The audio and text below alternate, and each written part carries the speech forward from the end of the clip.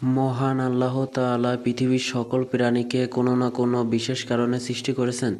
তাদের প্রত্যেককেই ভাগ করে দিয়েছেন আলাদা আলাদা বৈশিষ্ট্য।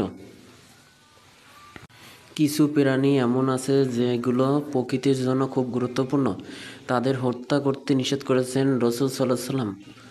ইবনে আব্বাস রাদিয়াল্লাহু তাআলা থেকে বর্ণিত, তিনি বলেন, রাসূল সাল্লাল্লাহু আলাইহি ওয়াসাল্লাম 4 প্রকার প্রাণী হত্যা করতে বারণ করেছেন: পিঁপড়া, মধুমক্ষিকা, হুদহুদ পাখি এবং চড়ুই সদৃশ বাজ পাখি।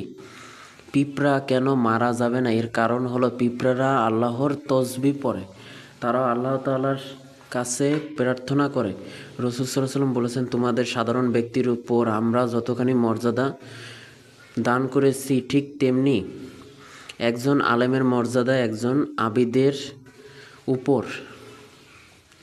তারপর রাসূল সাল্লাল্লাহু আলাইহি ওয়াসাল্লাম বলেছেন, নিশ্চয়ই আল্লাহ তার ফেরেশতারা এবং আসমান জমিনের অধিবাসীরা, এমনকি গর্তের পিঁপড়া এবং পানির মাছ পর্যন্ত সেই ব্যক্তির জন্য দোয়া করে যে মানুষকে কল্যাণের জ্ঞান শিক্ষা দেয়। তাই অহেতুক পিঁপড়াদের হত্যা করা উচিত নয়।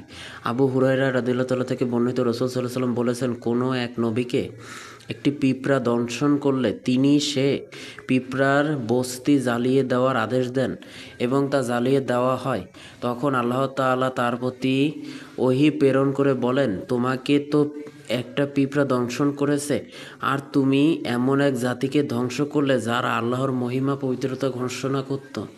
তবে কোনো পিঁপড়া যদি ক্ষতি করে তবে তাকে তাড়ানোর ব্যবস্থা নেওয়া যেতে পারে। রাসূল সাল্লাল্লাহু আলাইহি ওয়াসাল্লাম সুন্নত মোতাবেক খাবার দাবার ঠিকমতো ঢেকে রাখলে পিঁপড়ার আক্রমণ থেকে রক্ষা পাওয়া যায়। রান্নাঘরের ক্যাবিনেটে পিঁপড়ারা আক্রমণ করলে সেখানে দারুচিনি গুঁড়া কিংবা শুকনো মরিচ রেখে দেওয়া যেতে পারে, তাহলে সেখানে পিঁপড়া আক্রমণ করতে পারবে না।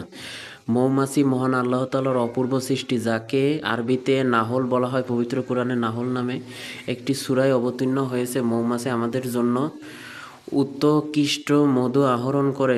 প্রিয় নবী হযরত মুহাম্মদ সাল্লাল্লাহু আলাইহি ওয়াসাল্লাম মধু খেতে খুব ভালোবাসতেন। এরা খুবই পরিশ্রমী পতঙ্গ। ফুলের রস মুখে নিয়ে সেটা থেকে জলীয় অংশ দূর করে শতভাগ ভেজালমুক্ত 1 ফোঁটা মধু তৈরি করতে যে শ্রম ও সময় ব্যয় করে সেটা বিস্ময়কর।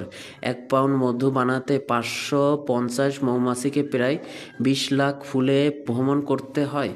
আবার 1 পাউন্ড মধু সংগ্রহ করতে একটি কর্মী মৌমাছিকে প্রায় 14.5 লাখ কিলোমিটার পথ অতিক্রম করতে হয়, যা দিয়ে পৃথিবীকে 3 বার প্রদক্ষিণ করা সম্ভব। সায়েন্স টাইমসের মতে, পৃথিবীতে যত রকমের চাষ মানুষ করে থাকে 70% নির্ভর করে মৌমাছির উপর। যদি মৌমাছি ফুলে ফুলে উড়ে মধু আহরণ না করে তাহলে তাদের গায়ে ফুলের পরাগায়ন ঘটবে না। সেই রেণু অন্য ফুলের গায়ে না লাগলে হবে না পরাগায়ন। খুব কম সময়ের মধ্যে পৃথিবীতে আমাদের চেনা জানা কোনো গাছের অস্তিত্ব আর থাকবে না। আলবার্ট আইনস্টাইন বলেছেন, মৌমাছি যদি না থাকে তাহলে মানুষ নিশ্চিহ্ন হতে সময় লাগবে 4 বছর। হুদহুদ পাখি, আমাদের দেশের মানুষ এটিকে কাঠকুড়ালি হিসেবে চেনে। যেহেতু হুদহুদ পাখি অনেক উপপ্রজাতি আছে, তাই আমাদের দেশে মোহন চূড়ায় সুলাইমান আলাইহিসসালামের হুদহুদ কিনা তা নিয়ে সংশয় আছে। ইংরেজিতে একে হুপি বলে ডাকা হয়, আরবি উর্দুতে একে ডাকা হয় হুদহুদ পাখি। মধ্যপ্রাচ্যের প্রতিটি দেশে, মিশর, মাদাগাস্কার, এমনকি ইউরোপের কোনো কোনো দেশেও এর দেখা পাওয়া যায়। পার্শ্ববর্তী দেশ ভারতেও মাঝে মধ্যে পাখির দেখা পাওয়া যায়। পাখিটির শরীর বাদামি, ডানা ও লেজে সাদা কালো দাগ আছে। মাথায় আছে রাজমুকুটের মতো সুন্দর একটি ঝুঁটি। সেই ঝুঁটির হলদে বাদামি পালকের মাথাটা কালো রঙের। এরা ক্ষতিকর পোকামাকড় খেয়ে ফসলের জন্য উপকারী পাখি হিসেবে সমাদৃত।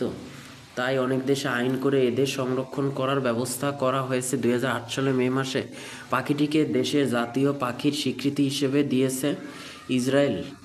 চড়ুই পাখি, অনেকের মতে এটি শ্রাইক পাখি, যাকে আমাদের দেশে কসাই পাখি বলা হয়। ছোট মাঝারি আকারের মাংসাশী পাখি। শিকারের অভিনব কৌশল এবং তা সংরক্ষণের প্রবণতার কারণে এদের কসাই পাখি বলা হয়। এরা ঠিক মাংসের দোকানের মতো শিকার কাটা জাতীয় জিনিসে গেঁথে রাখে, মাটিতে থাকা উড়ন্ত পোকামাকড়, কীট পতঙ্গ, ছোট গিরগিটি, টিকটিকি, নির্বিষ সাপের বাচ্চা, ইঁদুর ছানা ইত্যাদি খেতে পছন্দ করে। এছাড়া তাদের খাবার তালিকায় রয়েছে তেলাপোকা, ঝিঁঝি পোকা, যার প্রতি